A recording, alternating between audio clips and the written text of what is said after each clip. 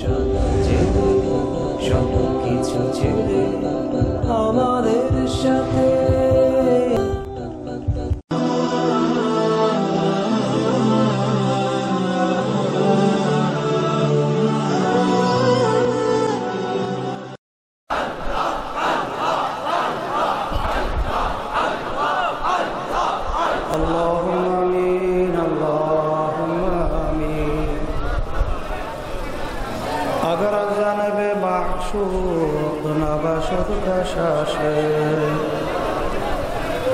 طالب عاشق बेचारा नरा सब बजाए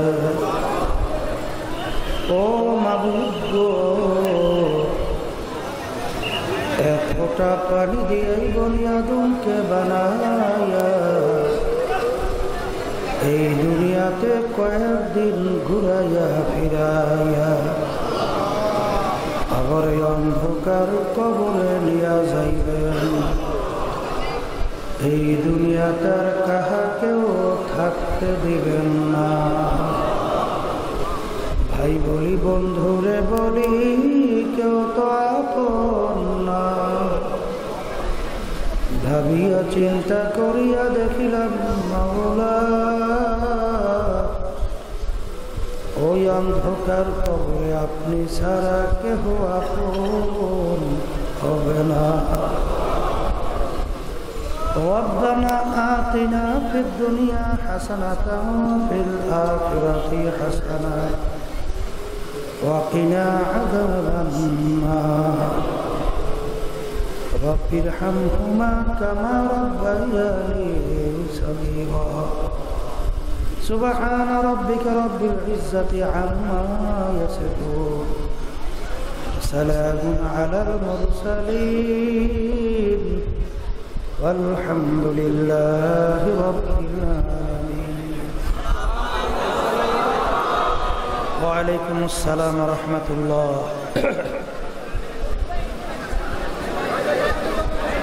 الحمد لله الحمد لله نحمده ونستعينه ونستغفره ونؤمن به ونتوكل عليه ونعوذ بالله من شرور أنفسنا من يهده الله فلا مضل له ومن يضلله فلا هادي له ونشهد أن لا إله إلا الله وحده لا شريك له ونشهد أن محمدا عبده ورسوله أما بعد فأعوذ بالله من الشيطان الرجيم بسم الله الرحمن الرحيم ألف لام ميم اللهم صل على سيدنا وشفيعنا وحبيبنا مولانا محمد صلى الله عليه وعلى آله وأصحابه وبارك وسلم শুকরিয়া আদায় করতেছি মহান রব্বুল আলামিনের দরবারে। রব্বুল আলামিন আপনাকে আমাকে দুনিয়ার সমস্ত কাজ থেকে বিরত রেখে উলামায়ে কেরামদের মজলিস, বিশেষ করে জাকিরিন শাকিরিন বান্দাদের মজলিস ফিতনা ফাসাদের যুগ, দিনী মাহফিলে আসার বসার আলোচনা করার শোনার যে তৌফিক দান করলেন, শুকরিয়া তান সবাই বলি আলহামদুলিল্লাহ। অনেক লোকের কানে মাহফিলের দাওয়াত পৌঁছার পরেও তারা কিন্তু মাহফিলে আসে নাই। আবার তালাশ করে দেখবেন বহু দূর থেকে কষ্ট স্বীকার করে আমার অনেক ভাইরা মাহফিলে পাগলের মতো সুইটা চলে আসছে। মান জাদ্দা ওয়াজাদা যে যে জিনিস পাওয়ার জন্য চেষ্টা করে, ওই জিনিস সে পাইয়াও যায়। আব্বাজান বলতেন, দাদাজানও বলতেন, চরমনায়ের জমিনে শুয়ে আছেন, দিনই মাহফিলে প্রথম থেকে শেষ পর্যন্ত থেকে বাড়ি বিদায় হয়ে চলে গেলে আমল নামার মধ্যে কমপক্ষে 50 লক্ষ নেকি এর কম জমা হতেই পারে না। নিয়াত যাদের সহি, আল্লাহকে রাজি খুশির উদ্দেশ্যে যারা আসছে, আল্লাহ রাব্বুল আলামিন তাদের আমল নামার মধ্যে লক্ষ লক্ষ নেকিও দান করবে। দ্বীনি মাহফিল বুঝের জন্য যারা আসে নাই, তাদের বুঝ নাই থাকার কারণেই মাহফিলে আসে না। আর যাদের আল্লাহ বুঝ দান করছে তারা কিন্তু পাগলের মতো সুইটে চলে আসছে।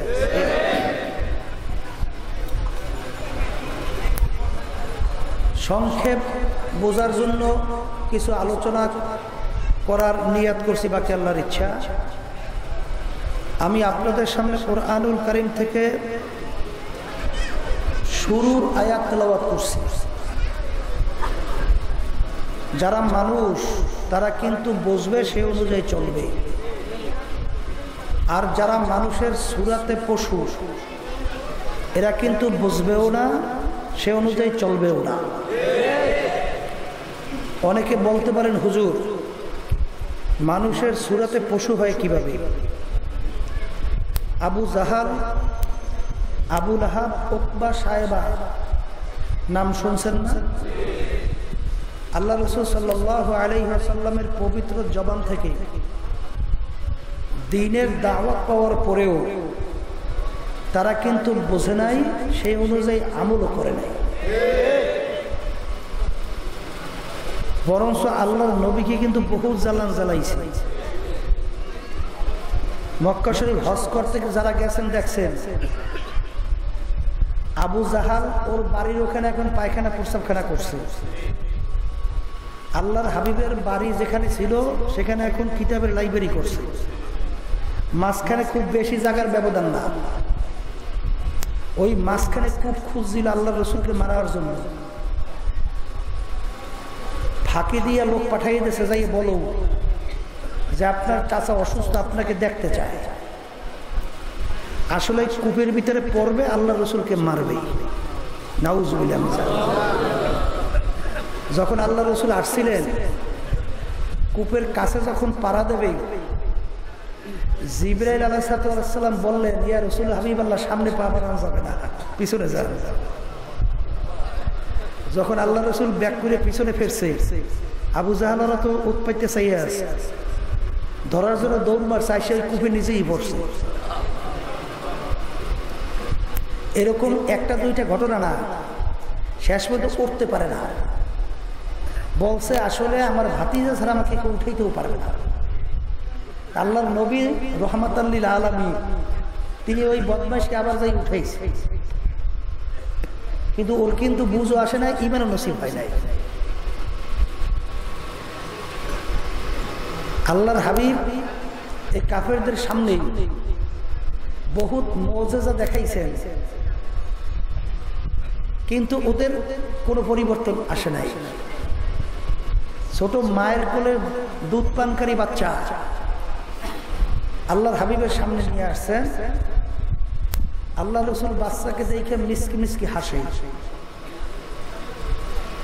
আল্লাহ রসুল বাচ্চাকে ইঙ্গিত করে বলল, হে বাচ্চা, বলো তো আমি কে? বাচ্চার জবান খুলে গেছে। বাচ্চা বলতেছে, আপনি মুহাম্মদুর রাসূলুল্লাহ। ছোট মায়ের কোলের বাচ্চা স্বীকৃতি দেয় আল্লাহর নবী, কিন্তু আবু জাহাল মার্কা ওদের ইমান কিন্তু নসিব হয় নাই। আপনারা জানেন যে আল্লাহর রসুলকে কিন্তু বহুত পরীক্ষা নিরীক্ষা করছে। বলছিল, আপনার নবী হইলে আকাশের ভিতরে যে চাঁদ আছে, চাঁদটাকে টুকরো করে দেখাতে পারেন?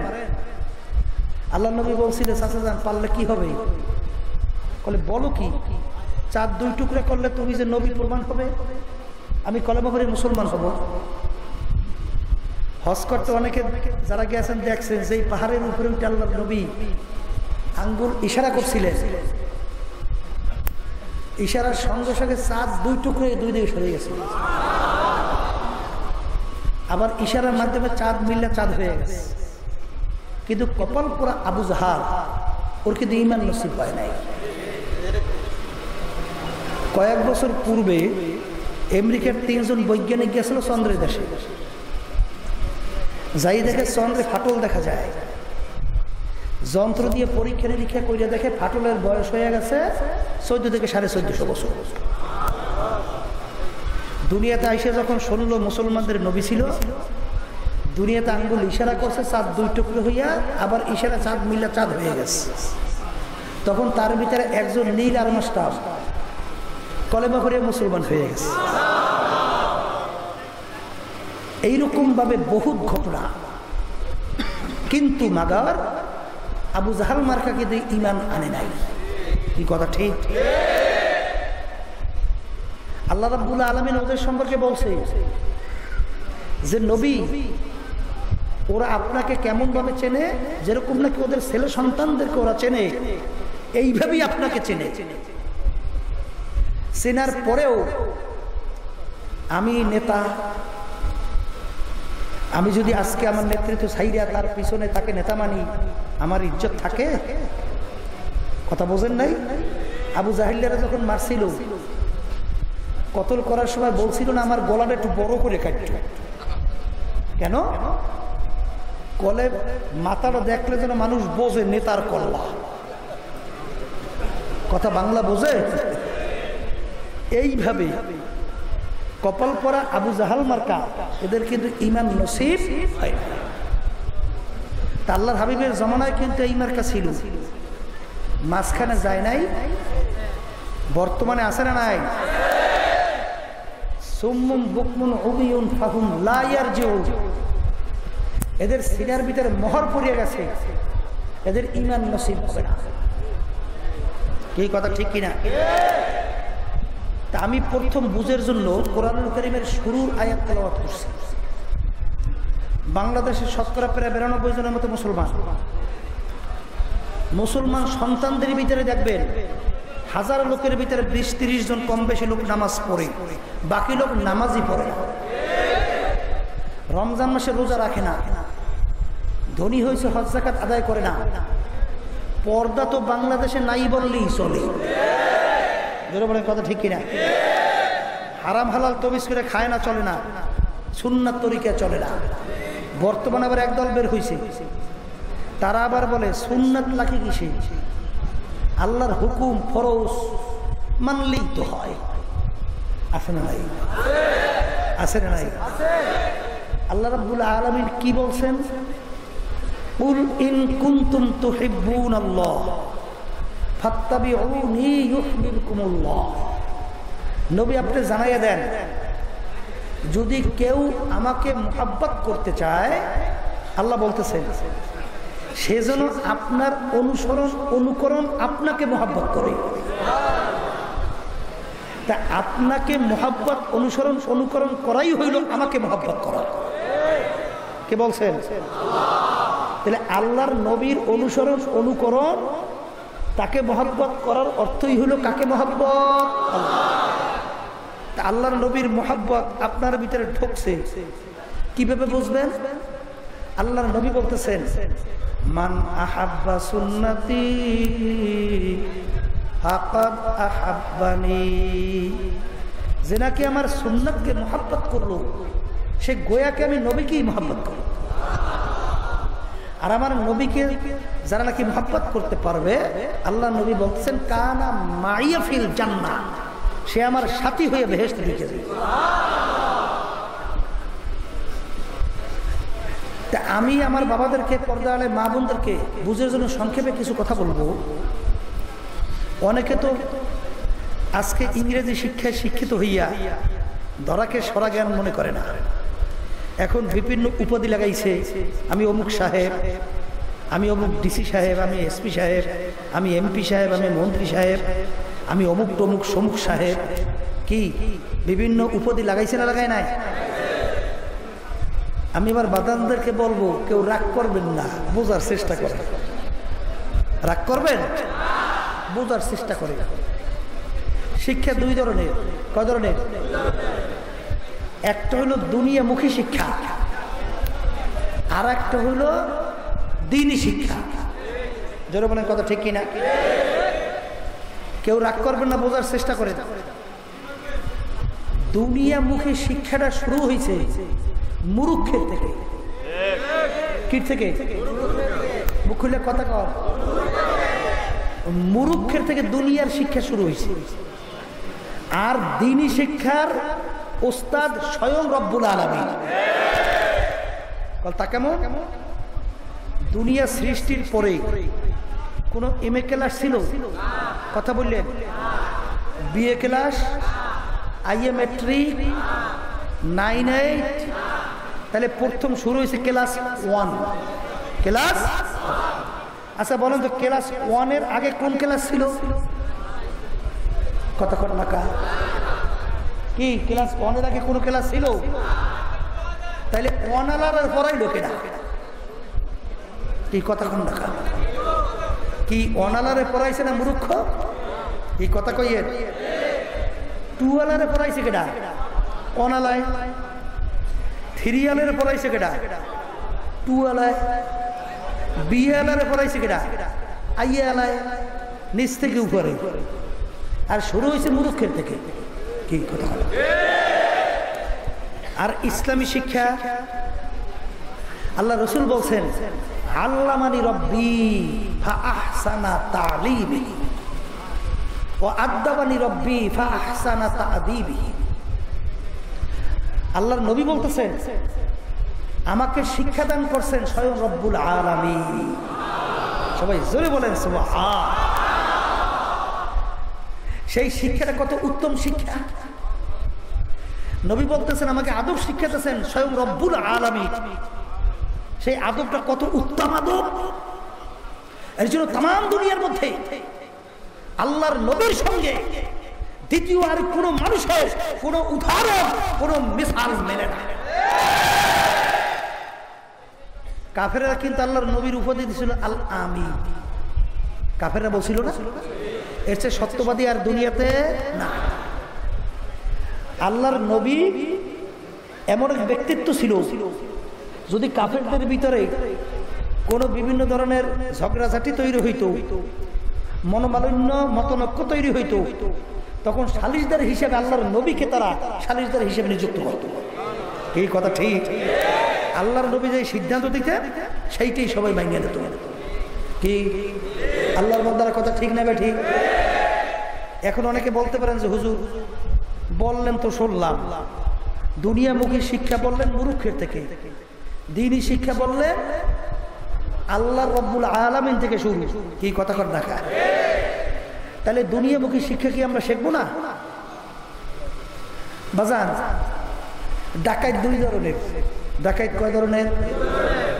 এক শ্রেণীর ডাকাত রাস্তার ভিতরে আপনার বুকে পিস্তল ধরে, ছুরি ধরে, ধইরা কি বলে, কি আছে বের কর। যদি বের না করো ছুরি কিন্তু বুকে ঢুকে দেবে, নাহলে পিস্তল গুলি করবে। এইটা মানুষ না ডাকাত? ডাকাত না? আর এক শ্রেণীর বর্তমানে ডাকাত বের হয়েছে, কলম ধরে ডাকাতি করে। কি ধরিয়া? বড় বড় অফিসার হয়েছে, অফিসার হওয়ার পর কলম ধরছে, কলম ধরে করে এই মিয়া টাকা দিলে দাও, নাহলে চার্জশিট কিন্তু উল্টা যাইবে। টাকা দিলে দাও, নাহলে তোমার কাজের বিল পাবা না। টাকা দিলে দাও, নাহলে তোমার চাকরি হবে না। টাকা দিলে দাও, নাহলে তোমার এই কাজটা হবে না। এটা ডাকাত না ভালো মানুষ? তাহলে এক শ্রেণীর ডাকাত পেইলাম কলম ধরে ডাকাতি করে, আর এক শ্রেণীর ডাকাত পেইলাম ছুরি ধরিয়ে পিস্তল ধরে ডাকাতি করে। এখন এই দুই ধরনের ডাকাত হিসাব করে এই দুনিয়ামুখী শিক্ষার মাধ্যমে মানুষ হয়েছে কয়জন? কি কথা কয় না? কয়জন হয়েছে? অনেকে বলতে পারে হুজুর কিছু মানুষ যে ভালো আছে, এরা ঘুষও খায় না, সুদও খায় না, কথা খায় না, এরা জুলুমও করে না, আছে এরা দিন নামাজও পড়ে, আবার করলে দাগও পড়ছে, হাজিও, তাসবিহ মাওলার জিকির করে, এরা কিন্তু ওই দুনিয়ামুখী শিক্ষার মাধ্যমে এই চরিত্র তাদের গঠন হয় নাই। এরা যে কোনো এক নামাজির সঙ্গে চলাফেরা করার কারণে, সম্পর্ক রাখার কারণে নামাজি হয়ে গেছে। এই কথা ঠিকই নেবে ঠিক। এই জন্য আমার বাজানদেরকে বলবো, কেউ রাগ করবেন না, বোঝার চেষ্টা করেন। আমি কোরআনুল কারীমের ভূমিকার আয়াত শরীফ তেলাওয়াত করে শুনাইছি, যারা মানুষ তারা বুঝবে, সে অনুযায়ী আমলও করবে। দুনিয়ার ভিতরে লক্ষ লক্ষ কিতাব, বই, পুস্তক, কোনো কিতাবের কোনো বইয়ের শুরুতে কোনো লেখক কিন্তু লিখতে পারে নাই আমার কিতাবে বইতে কোনো ভুল নাই। পারছে লিখতে? একটাই কিতাব দুনিয়ার ভিতরে যার শুরুতে লেখা আছে লা রাইবা ফি, কোনো ভুল সন্দেহ নাই। কি আমি ভুল বললাম না ঠিক বললাম? আচ্ছা, যারা মানুষ তারা চিন্তা করবে না যে এত লক্ষ লক্ষ কিতাব, বই, পুস্তক, কোনো লেখক লিখতে পারে নাই, ভুল নাই, সন্দেহ নাই। একটা কিতাবের শুরুতে লেখা আছে ভুল নাই, সন্দেহ নাই, ব্যাপারটা কি আমার চিন্তা করা লাগবে। কি কথা ঠিক না? বাজারেরা ভালো করে বোঝে। এই কোরআনুল কারীম একদিন দুই দিন আগে নাযিল হয় নাই, 14 থেকে 1450 বছর হয়ে গেছে। এত ইসলামের শত দুনিয়া থেকে গেল, এত দার্শনিক, এত বৈজ্ঞানিক দুনিয়া থেকে বিদায় নিল, আজ পর্যন্ত কোরআনুল কারীম দিয়ে একটা ভুল বের করতে পারলো? বরঞ্চ ফ্রান্সের একজন বিশ্ববিখ্যাত বৈজ্ঞানিক মরিস বুকাইলি, তাম দুনিয়ার ভিতরে উল্লেখযোগ্য বৈজ্ঞানিকদের ভিতরে একজন, তিনি চিন্তা করলেন সৃষ্টিকর্তা কয়জন? মানুষের জন্য এক সৃষ্টিকর্তার নিয়ম নীতি হবে কয়টা? দুনিয়া কি স্থায়ী না ক্ষণস্থায়ী? সে চিন্তা করলো সৃষ্টিকর্তা একজন, দুনিয়াটা হলো ক্ষণস্থায়ী, আখিরাত হলো স্থায়ী। দুনিয়া দেখতে না দেখতে শেষ হয়ে যায়, আর আখিরাত যার শুরু আছে শেষ নাই। এই সৃষ্টিকর্তার নিয়ম নীতি কোনটা, এটা আমার বের করা লাগবে। তিনি রিসার্চ করে এক পর্যায়ে দেখলো, বিশেষ করে আসমানি যে 4 কিতাব উল্লেখযোগ্য, কোরআনুল কারীম, তাওরাত, ইনজিল, জাবুর, এইটা তিনি রিসার্চ করে দেখে লন্ডনের তাওরাতের সঙ্গে আমেরিকার তাওরাতের মিল নাই, ইনজিলের সঙ্গে তাওরাত আমেরিকার লন্ডনের মিল নাই, জবুরের সঙ্গে আমেরিকা, লন্ডন, ফ্রান্সের মিল নাই, এক জায়গায় এক এক ধরনের। কিন্তু কোরআনুল কারীম তিনি যেখানে রিসার্চ করলো, একটা নোক্তারও কোনো পরিবর্তন নাই। এমনকি ওসমান গনি রাদিয়াল্লাহু তাআলা আনহু, তিনি যে হাতে কোরআনুল কারীম লিখছিলেন, সেই কোরআনুল কারীম এখনো মিউজিয়ামের মধ্যে, এখনো জাদুঘরের ভিতরে সংরক্ষিত আছে। তিনি যে সেই কোরআনুল কারীম রিসার্চ করছে, সেখানেও যাই দেখেন নোক্তার পরিবর্তন নাই। এরপরে তিনি কলেমা পড়ে মুসলমান হয়ে গেছে। মুসলমান হয়ে একটা বইও লেখছেন, বাইবেল, কোরআন ও বিজ্ঞান, 400-450 পৃষ্ঠা ব্যাপী। তার ভিতরে তিনি প্রমাণ করছেন সৃষ্টিকর্তার কিতাব দুনিয়াতে নাম হলো কোরআন, ধর্মের নাম হলো ইসলাম। কথা বোঝেন নাই? আমি শিক্ষিত বাজানদেরকে বলবো, যারা একটু দুনিয়ার মোহে পড়ছেন, যারা সম্পদের লোভে পড়ছেন, যারা ক্ষমতার লোভে পড়ছেন, যারা বিভিন্ন দলের নেতা নেত্রীর পিছনে পড়ছেন, যারা নাকি বিভিন্ন পদের লোভে পড়ছেন, তাদেরকে বলবো বাজান, মাঝে মাঝে একটু মোরাকাবা করেন, তারপর দুনিয়া থেকে বিদায় নিয়ে কবরে যান। কারণ দুনিয়ার জিন্দেগি কিন্তু একটাই, দ্বিতীয়বার কিন্তু ফেরত পাওয়া যাবে না। জোরে কম পাওয়া যাবে? একবার যে দুনিয়া থেকে বিদায় নিয়ে কবরে গেছে, ফেরত আসছে কে কে? কোনোদিন আসবে? তাই যদি নাই আসে, আর দুনিয়া মাজরাতুল আখিরাত, এই দুনিয়াটা হলো আখিরাত, সেই স্থায়ী জিন্দেগির ফসল, সম্বল, এখান থেকে কামাই করার পর রওনা করা লাগবে। কথা ঠিক না? এই জন্য আমি সংক্ষেপে বলবো, কোরআনুল কারীম এখন আমাদের মাঝে আছে না নাই? যখন আছে, এখন ইসলামের শত দুনিয়াতে আছে না নাই? আমার আব্বাজান প্রায় উদাহরণ দিয়ে বলতেন, হে ইসলাম বিদ্বেষী চক্র, মুসলমানের শত্রুরা, ইসলাম মুসলমানদেরকে ধ্বংস করার জন্য বিমান থেকে বোমা ফেলানোর দরকার নাই, বিভিন্ন ধরনের অত্যাধুনিক অস্ত্র ব্যবহার দরকার নাই। তোমরা তাম দুনিয়ার সমস্ত মানুষ, সমস্ত মাখলুকাত, সবাই যদি একত্রিত হইয়া কোরআনুল কারীম একটা ভুল বের করতে পারো, আমার আব্বাজান বলতেন, আমি আর নামাজ পড়বো না, তোমাদেরকে পড়তে বলবো না, আমি আর সুন্নাত তরিকায় চলবো না, দাঁড়িয়ে রাখবো না, টুপি মাথায় রাখবো না, লাম্বা জামা গায়ে দেবো না, আমিও হারাম হালাল তবিজ করে খাবো না, চলবো না, আমিও পর্দা করবো না, আমার বিবিকে আমিও সাজাই পড়ায় রাস্তায় ছেড়ে দেবো। কিন্তু আমি ভালো করে চিন্তা ভাবনা করে দেখছি, কোরআনুল কারীম কিন্তু সত্য। কি জোরে বলেন? কথা ঠিক? কোরআনুল কারীম যদি সত্য হয়, তাহলে বেনামাজির জন্য যারা নামাজ ঠিক মতো পড়ে না, বেনামাজি বোঝেন কাদেরকে বেনামাজি বলে? হ্যাঁ না, এইটা বেনামাজি না। 5 ওয়াক্তের ভিতরে 4 ওয়াক্ত পড়ছে, 1 ওয়াক্ত পড়ে নাই। 5 ওয়াক্তের ভিতরে 3 ওয়াক্ত পড়ছে, 2 ওয়াক্ত পড়ে নাই, এইটা না বেনামাজি। আর যেটাকে নামাজ পড়েই না, ওরা মুসলমান দাবি করার অধিকার নাই। কথা ঠিক না? এক ওয়াক্ত নামাজ পড়বে বলতে বলতে অন্য ওয়াক্ত আসছে, কেউ যদি ইচ্ছা কইরা এক ওয়াক্তের নামাজ অন্য ওয়াক্তে যায় কাজা কইরা পড়ে, এই অপরাধের জন্য দুনিয়া এবং আখিরাতের সময় হিসাব করার পরে দেখা গেছে কুরআন এবং হাদিস অনুযায়ী 2,88,00,000 বছর জাহান্নামের আগুনের ভিতরে জ্বলে। জোরে বলেন নাউযুবিল্লাহ। কুরআনুল কারীম যদি সত্য হয়, আল্লাহ রাসূল সাল্লাল্লাহু আলাইহি ওয়াসাল্লাম বলেন, যেই হারাম মালের দ্বারা রক্ত এবং গোশত তৈরি হবে, তার জায়গা জাহান্নাম ছাড়া হবে না। আপনি পীর হতে পারেন, মুফতি হতে পারেন, মুহাদ্দিস হতে পারেন, আপনি নামাজি হতে পারেন, কপালে দাগ করতে পারে, 10 বার হজ করতে পারেন, কিন্তু হারাম মালের দ্বারা রক্ত এবং গোশত যদি তৈরি হয়, তার জায়গা জাহান্নাম ছাড়া হবে না। এইটাও কিন্তু সত্য। জোরে বলেন কথা ঠিক না বে ঠিক? এই জন্য আমার বাজানতে কথা বললেন না, আস্তে কথা বলেন। আরে মুখ দিয়ে কথা বললেন না, ইশারায় কাজ করেন, ইশারায়, হলে কিন্তু কথা বুঝা যাবে না। তাই যেই কথা বলছিলাম, সব কি সত্য কি সত্য না? যদি সত্যই হয়, তাহলে আমার বাজানদেরকে বলবো, কবরে কিন্তু কোনো দলাদলি নাই। কি আছে? কবরে যদি কেউ যে পরিচয় দেন, আমি সরমনের মুরিদ, মাপ পাইবেন। আমি অমুক বাবার লোক, আমি অমুক উস্তাদের সাগরের, কথা কর না। কি কোনো পরিচয় কবরে চলবে? যদি চলতই, আল্লাহর নবীর চেয়ে বড় পীর, ওলি, গাউস, কুতুব দুনিয়া থেকে আসছে? আসবে। আল্লাহর নবী দুনিয়া থাকা অবস্থায় তার কলিজার টুকরা সন্তান ফাতেমা রাদিয়াল্লাহু তাআলা আনহা তাকে ইঙ্গিত করে বলছিলেন, ইয়া ফাতেমা তামফিজি নাফসাকি মিনান নার। ফাতেমা দুনিয়া থাকা অবস্থায় নিজে আমল করো, জাহান্নামের আগুন থেকে বাঁচো, এরপর অন্ধকার কবরে যাই এসো। তা আল্লাহর নবী তার মেয়ের ব্যাপারে কবরে করে যদি নাজাতের গ্যারান্টি দিতে না পারে, এমন কোন পীর আছে, এমন কোন বাবা আছে, এমন কোন দল আছে, দলের নেতা নেত্রী আছে যে আপনাকে আমাকে কবরে নাজাত করে জান্নাতের ব্যবস্থা করতে পারবে? জোরে কোন পারবে? যদি নাই পারে, আমার বাজানদেরকে বলবো, পর্দা আলে মা বোনদেরকে বলবো, বর্তমানে বাংলাদেশ প্রায় ৯০% জনের মতো মুসলমান। এই বাংলাদেশের মধ্যে মুসলমান সন্তানেরা বর্তমানে ইসলাম মুসলমানদের বিরুদ্ধে দুনিয়ামুখী বিভিন্ন নেতা নেত্রীর পিছনে ঘোরে, স্লোগান দেয়, জীবন উৎসর্গ করে। জোরে বলেন কথা ঠিক না ঠিক? তাই কোরআনুল কারীম আয়াত আমি শুনাই রেখে যাই। আল্লাহ রাব্বুল আলামিন আগেই শুনাই রাখছেন। কি রাখছেন? ইয়াওমা নাদউ কুল্লু উনাসিন বিইমামিহিম।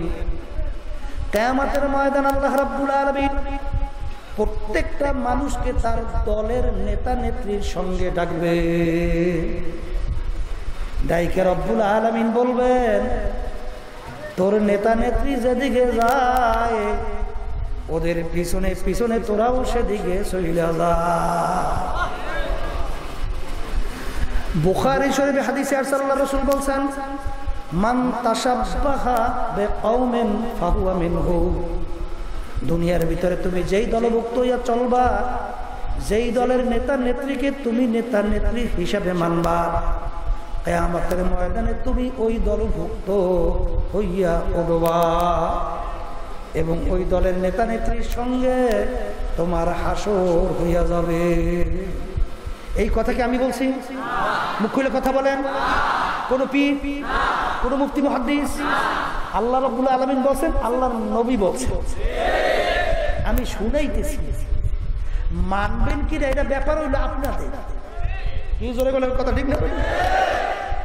আল্লাহ রাসূল দাওয়াত দিতে যাইয়া তখন দেখলো মানুষ ঈমান আনে না, দিনদার হয় না, এমন ভাবে চিন্তায় পেরেশান হয়ে গেল, মনে হয় যেন নিজের ধ্বংস হয়ে যাবে। আল্লাহ রাব্বুল আলামিন আয়াত নাযিল করে, রাসূল আপনাকে তো আমি দারোগা কইরা পাঠাই না, আপনাকে আমি পাঠাইছি শুধুমাত্র দাওয়াত পৌঁছাইয়া দিবেন। ওরা মানে বা না মানুক, এটা বুঝবো আমি মাওলা ওদের সঙ্গে। এই জন্য ওলামায়ে কেরাম দেখবেন বয়ানের শেষে অনেক ক্ষেত্রে বলে ওমা আলাইনা ইল্লাল বালা, আমার দায়িত্ব আমি পৌঁছাইয়া দিলাম, মানো বা না মানো আমার কোনো আর দায়িত্ব নাই। জোরে বলেন কথা ঠিক কিনা?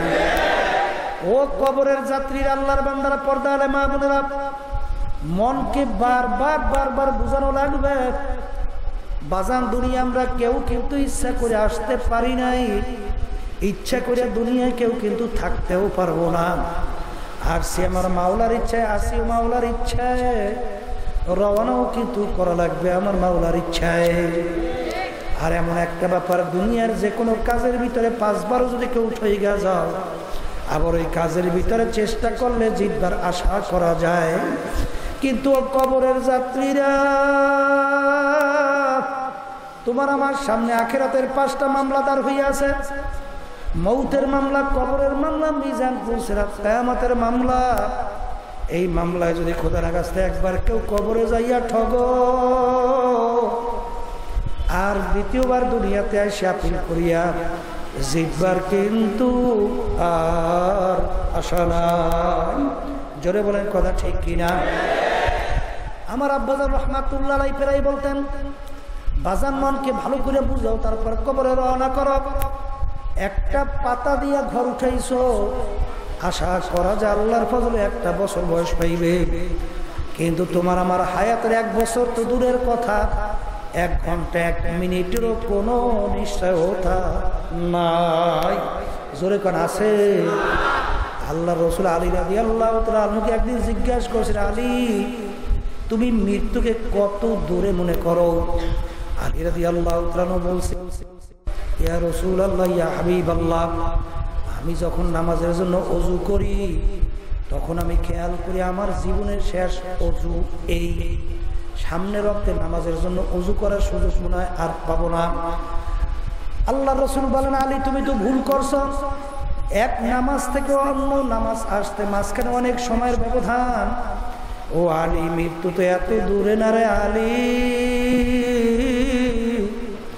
তুমি এইভাবে খেয়াল করো, তুমি নামাজের ডান দিকে সালাম ফিরাইছো, বাম দিকে সালাম ফিরাইতে পারি কিনা। আখরে আমার এখনো মনে আছে, বাজান কয়েক বছর পূর্বে পটুয়াখালী জেলা মুরাদিয়া ইউনিয়নের আমাদের মুজাহিদ কমিটির সদর, ওই সফরের প্রথম দিকে আমার কাছে এসে সদস্য বলল, হুজুর আপনি যখন মাহফিলে যাবেন আমার বাড়ির পাশ দিয়েই যাবেন, হুজুর একটু বাসায় দোয়া করিয়া যাইবেন। আমি বললাম সময় হয় কিনা জানি না, গাড়িতে রওনা করছি, দেখি লোকজন নিয়ে তিনি রাস্তার পাশে দাঁড়াইয়া আছে। আমি বললাম সময় নাই, এখানে বসে দোয়া করি। তখন তিনি আফসোস করে বলল, হুজুর আব্বাজানের কথা বলল, হুজুরকে কোনো সময় নিতে পারি নাই, আপনাকে কি পারবো না, এমনভাবে কথাটা বলল। গাড়ি থেকে না নাইমে আর পারলাম না, আমি নাইমে তাড়াহুড়া কইরা যখন বাসায় গিয়ে বসলাম, দোয়া করিয়া চলে আসছি। ওই সফরের শেষ তারিখ মাহফিল ছিল বাজান দুমকি কলেজ মাঠের সামনে, কলেজের মাঠে। তিনি লোকজন নিয়ে মাহফিলে আসছেন, এশার নামাজ পড়ল, 2 রাকাত হয়ে গেছে। তৃতীয় রাকাতে প্রথম না জানি তৃতীয় সেজদায় গেল। আরে সেজদায় যে গেল আর ওঠে না। আমার কাছে সংবাদ আসলো ইউনিয়নের সদস্য ইন্তেকাল করছে। আমি তাড়াহুড়া করে দেখতে গেলাম, যাইয়ে দেখি মনে হয় ঘুমাইয়া রইছে। আরে কোনোদিন বোঝে নাই আর সেজদা থেকে মাথা উঠাইতে পারবে না। এই রমজানের ঈদের পরেও আমাদের বাড়ির পূর্ব দিকে মোল্লা খান্দায় ওই এক লোকের ছেলের বিবাহে বজরাতি যে সেই ছেলেটাকে ছিল, যখন আসলো মাগরিবের নামাজ, ওই ছেলেটা ইমামতি করে নামাজও পড়াইল। 20-22 বছর মাত্র বয়স হইতে পারে। যিনি সালাম ফিরাবার পরে বলে, আমাকে একটু পানি দেন। পানি আনতে আনতে দেখে আর দুনিয়াতে নাই।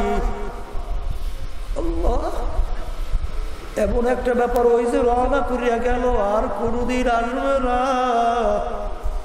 আর কোনোদিন ফেরত আসতে পারবে না। আখারে ওই আমি যখন চেয়ারম্যান ছিলাম, আমার সঙ্গে মেম্বার ছিল, সাইজ মেম্বার, অনেক সময় ভারপ্রাপ্ত চেয়ারম্যানের দায়িত্ব পালন করছে। কয়েক মাস পূর্বে তার ছোট মেয়েটাকে বিবাহ দিল। মেয়ের শ্বশুর বাড়িতে যাবে, সব কিছু সাজাই গোছাইয়া রেডি হইল। আরে একদিন বা 2 দিন পরে রওনা করবে। হঠাৎ বলতেছে আমার ভালো লাগে না। এর ভিতরে সংবাদ হইল আর না, ও কবরের যাত্রীরা, আল্লাহর বান্দারা, পর্দালে মা বোনেরা, আজকে কোন দুনিয়ার টাকা পয়সার পিছনে পড়ছো, সম্মানের পিছনে পড়ছো, কোন মেম্বার, চেয়ারম্যান, এমপি, মিনিস্টারের পিছনে পড়ছো, কোন দলের নেতা নেত্রীর পিছনে পড়ছো?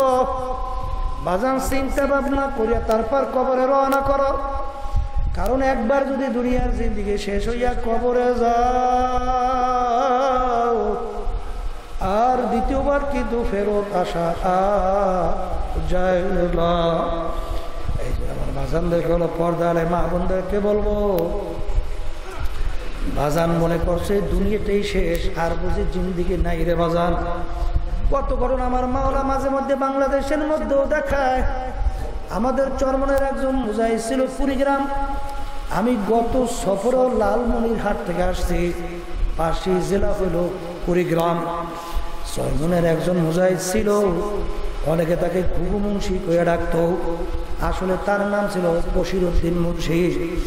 ঘুঘু মুন্সি কেন বলতো? রাস্তা দিয়ে হাঁটতো, এমন ভাবে আমার মাওলার জিকির করত, মনে হয় যেন ঘুঘু বলতে বলতে যায়। তিনি এক মসজিদের ইমাম ছিল। দুনিয়ার থেকে বিদায় নিয়ে কবরে যাওয়ার পরে 32 বছর পরে নদীর ভাঙ্গলে যখন তার কবর ভাঙ্গা গেল, কয়েক বছর পূর্বে দেখছেন 32 বছর পরে কাপড়ের কাপড় সহ আনাম তাজা লাশ বের হয়ে আসছে। অনেক জাতীয় পত্রিকায় ছবি সহ দিয়েছিল, অনেকে দেখেন নাই না? দেখেন নাই? আমাকে একজন হেলিকপ্টারে নিতে চাইছিল। আমি কয়েক মাস পূর্ব সেই জেলা থেকে মাহফিল করে আসছি। যারা উঠাইয়া এখন আব্বাজান রহমাতুল্লাহ আলাই, তার নামের মাদ্রাসা ফজলুল উলুম, সেই ফজলুল উলুমের সামনে এখন নতুনভাবে দাফন করছে। কিছুদিন আগেও সেই নতুন কবর আমি জিয়ারত করিয়া আসছি। যারা উঠাইছে তারা আমাকে বলল, হুজুর মুখ থেকে কাপড় সরাইয়া দেখছি, ওই যে দাড়ির ভিতরে মেহেন্দি লাগাইছে এখনো লাল চক চক চক চক চক চক করতে আছে। একজন বলল, হুজুর কাপড় টান দিয়া দেখছি এমন শক্ত, মনে হয় যেন নতুন কাপড় গায়ে লাগাইছে। বাবারে, অনেক সাহাবায়ে কেরামদের লাশ মুবারক 1000 বছর পরেও কাপড়ের কাপড় সহ একেবারে তাজা পাওয়া যায়। যত ঘটনা আমার মাওলা মাঝে মধ্যে দেখায়, নেককার পরহেজগার আল্লাহ ওয়ালা ছাড়া দেখা যায় না। আবার কত কবরে আগুন দেখা যায়, সাপ দেখা যায়, কত কবরে নাফরমানের জিহ্বাটা টানা বিস্তার পর্যন্ত ঝুলাইয়া রাখছে, কত নাফরমানের চেহারা শুয়ারের চেহারা ইয়া পড়িয়া রয়েছে। যত দুর্ঘটনা মাঝে মধ্যে দেখা যায়, বেনামাজি, হারামখোর, ঘুষখোর, সুদখোর, জালেম, এছাড়াও কিন্তু দেখা যায় না। ও কবরের যাত্রীরা, একটু দুনিয়ায় শান্তিতে থাকবা। এই জন্য হারামকে হারাম বলো না, ঘুষকে ঘুষ বলো না, সুদকে সুদ বলো না। জুলুম করতে অনেক ক্ষেত্রে চিন্তাও করো না। আল্লাহর বিরুদ্ধে, ইসলামের বিরুদ্ধে, মুসলমানদের বিরুদ্ধে স্লোগান দিতেও অনেক সময় চিন্তা করো না। কিন্তু একটু মাঝে মধ্যে একটু মুরাকাবা করো, চিন্তা করো, তারপর কবরে রওনা করো বাজান। কারণ কবরে কিন্তু কোনো দলাদলি নাই, কবরে কিন্তু কোনো টাকার গরমের পরিচয় নাই। তুমি পীর না মুরিদ, মুফতি না মুহাদ্দিস, তুমি বড়মেয়া না ছোটমেয়া, তুমি শিক্ষিত না অশিক্ষিত, বংশ ভালো না মন্দ, এই পরিচয় কিন্তু কবরে চলবে না। ও কবরের যাত্রীরা, একটু মাঝে মধ্যে একটু মুরাকাবা চিন্তা করো, কবরে রওনা করো। বাজান তাম দুনিয়ার মোট 4 জন লোক রাজত্ব করছিল। এর ভিতরে 2 জন মুসলমান, 2 জন অন্য জাতি। 2 জন মুসলমানের ভিতরে একজন বাদশাহ সিকান্দার বা ইস্কান্দার বাদশাহ। বাদশাহ সিকান্দার ইন্তেকালের আগে ওসিয়ত করল, আমার মউতের পর আমাকে গোসল করাইয়া, কাপড় পরাইয়া, হাত দুটো একটু বাহিরে রাইখা খাটের ভিতরে শোয়াইয়া, শহরটাকে ঘুরাইয়া তারপর নিয়ে আমাকে মাটির ভিতরে দাফন করিও।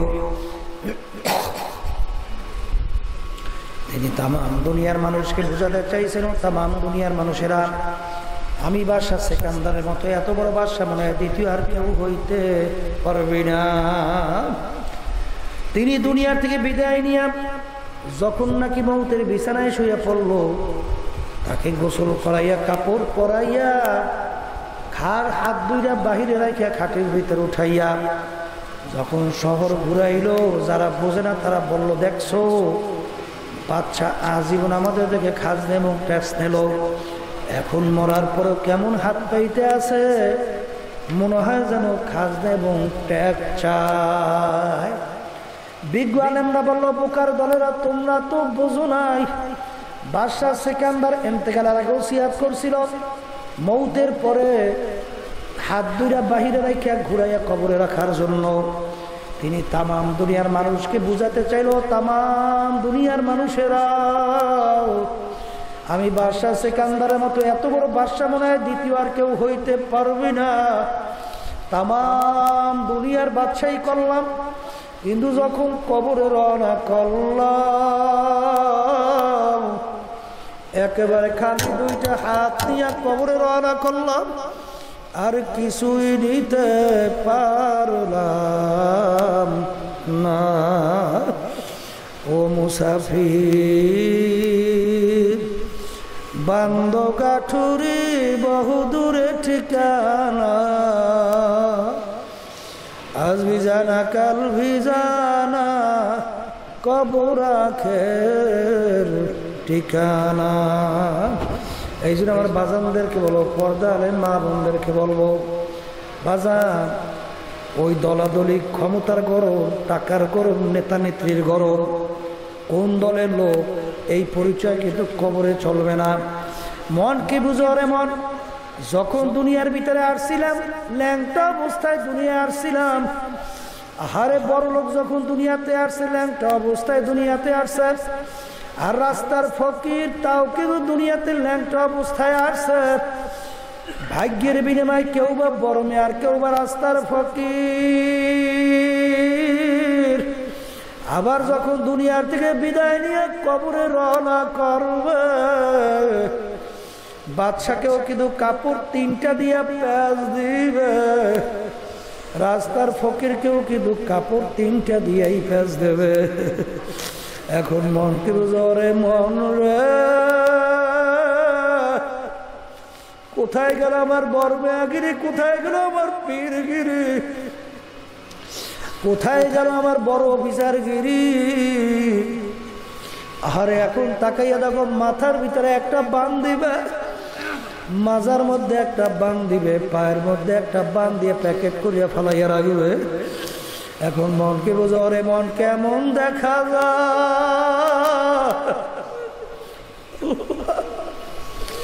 এত টাকা রাখবা কোথায়, কাপড়ে যে পকেট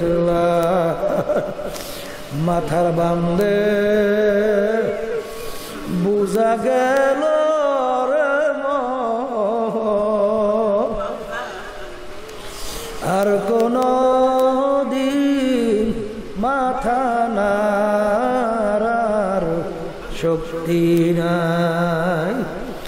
মাজার বান্ধে বুঝা গেল রে মন, আর কোন দিন উঠে বসার শক্তি নাই। পার বান্ধে বুঝা গেল রে মন, আর কোন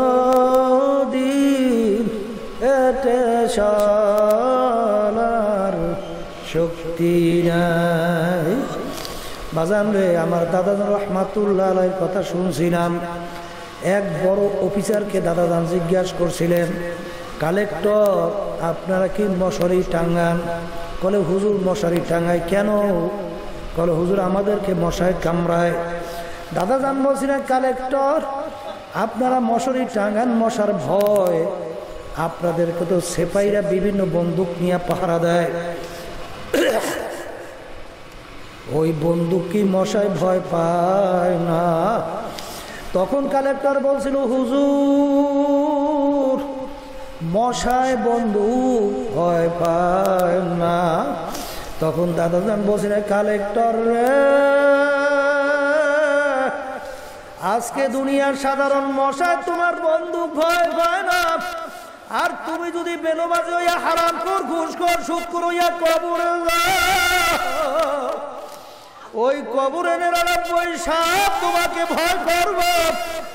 এমন কি গ্যারান্টি আছে কালেক্টর? চিন্তা ভাবনা করে কবরে যাইয়া শোও। আরে বাতি নাই রে, সাথী নাই রে, কবর।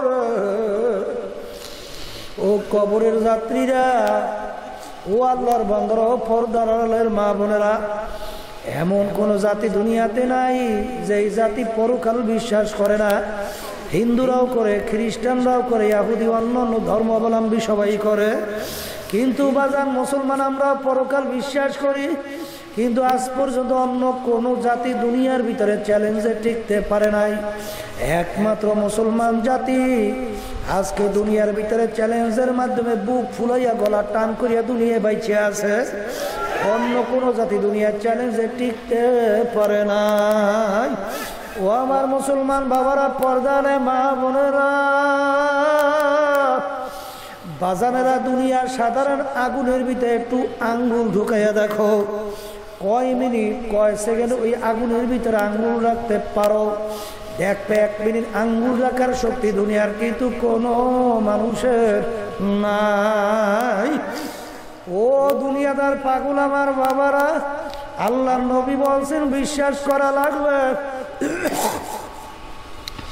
দুনিয়ার আগুনের চেয়ে 70 গুণ তেজের আগুন জাহান্নামের আগুন। ওই আগুনের ভিতরে কেমনে জ্বলবা চিন্তা করে কবরে যাইয়া শোও। আজকে দুনিয়ার ভিতরে একটু সূর্যের গরম লাগলে সহ্য করা যায় না,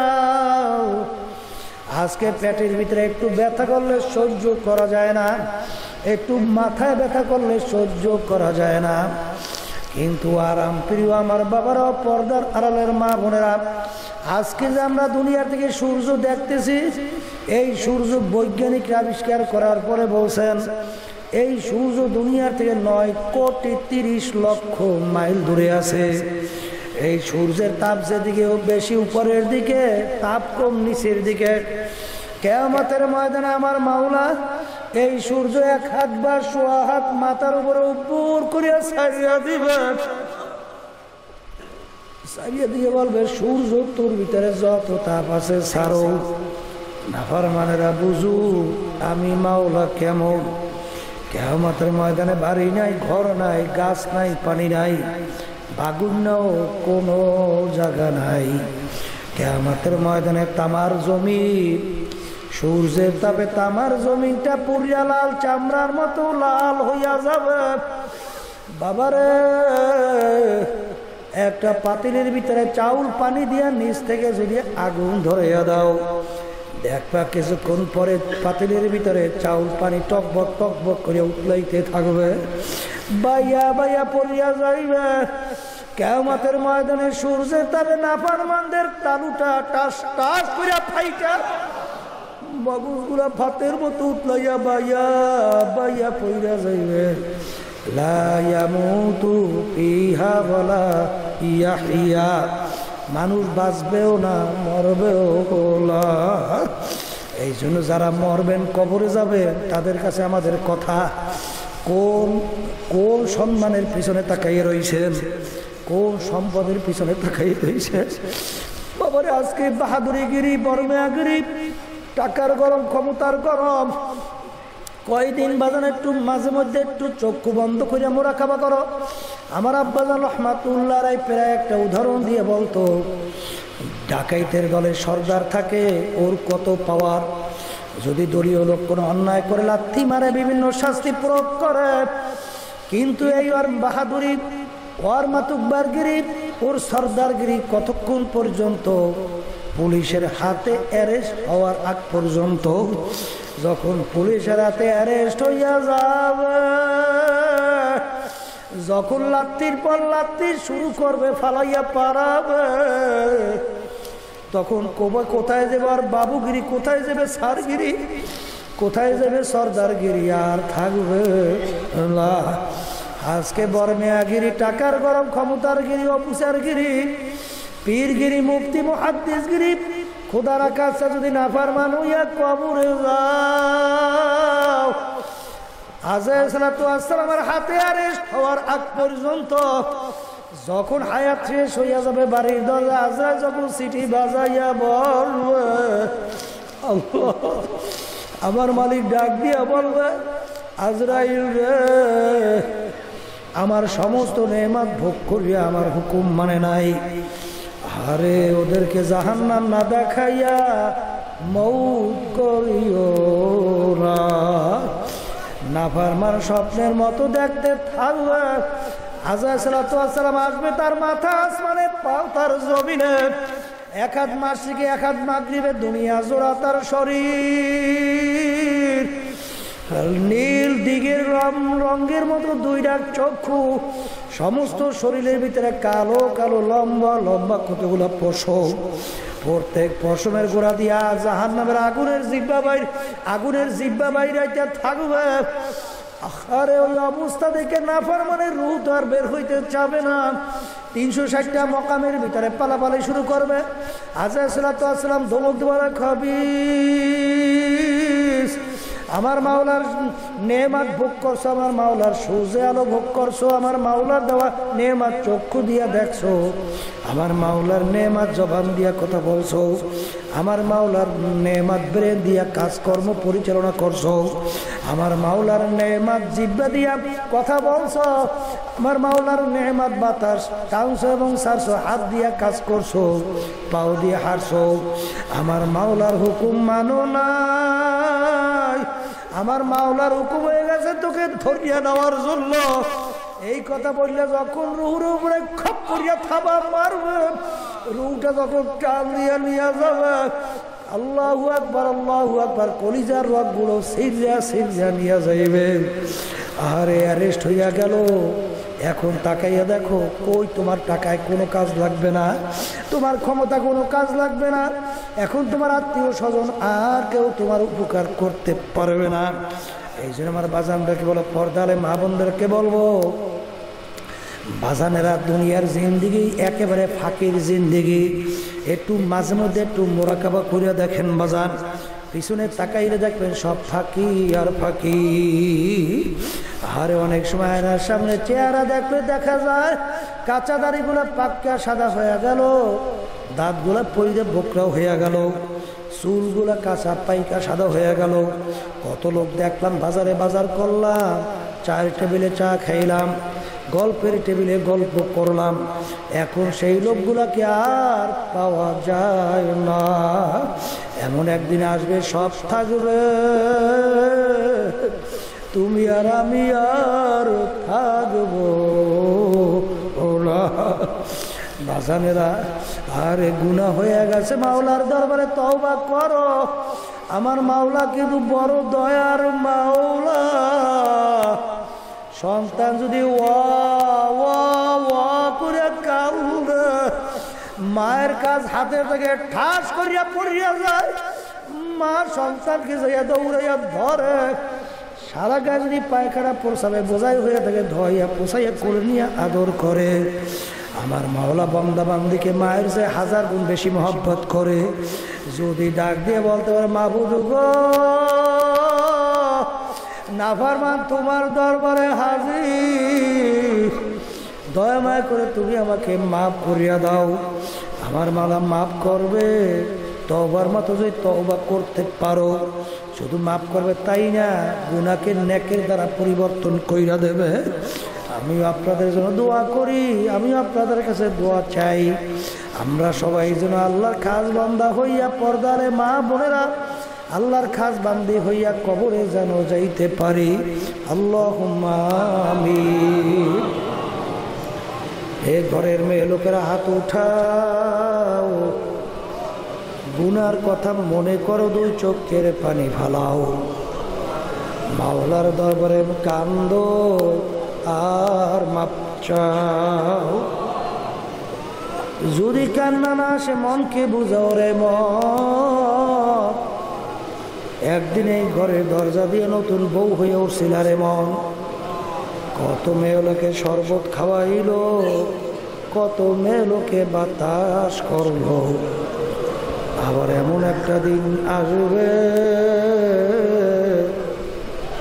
এই ঘরের দরজা দিয়া মরা লাশ হইয়া বের হবা। ছেলে কান্দে মা মা করে, মেয়ে কান্দে মা মা করে, যত আর দিবানা। ও মাহবুব, আপনি একটা মাঠের দিকে চাইয়া দেখেন আপনার বান্দারা কিভাবে কাঁদল।